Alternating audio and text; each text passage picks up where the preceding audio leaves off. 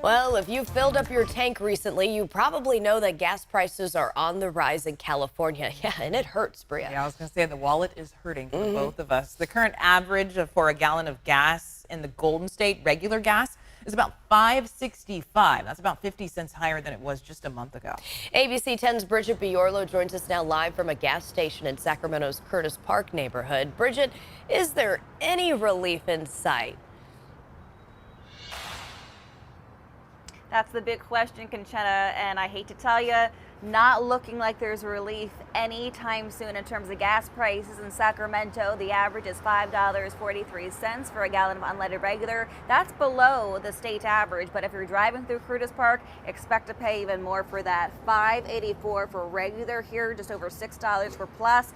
$6.30 for premium. And I will say typically after the Labor Day holiday weekend, prices tend to go down, but that is not the case this year. That's because that winter grade crude oil, that winter grade gasoline that typically is available in the fall won't be available in California until around November. So get ready to pay much more for gas in the next couple of months. And we will also talk about that people are picking and choosing what to spend their money on. Do they spend money on going out? Do they spend money on extracurricular activities? Or do they stay home, wait it out for those prices to go down? Take a listen to some folks we spoke to over the weekend about how they're making those tough decisions. Gas prices, it's way too much, Last year, it used to take like $60, now 80, 85. I need to cut my other expenses to fuel my car. I don't really go out that much anymore. It's just to go to work and that's it. Because you don't want to go driving anywhere because you got to calculate how much you got to have in your account, how much you got to, where you're going, put that into account. So yeah, it's definitely been hit in the pockets.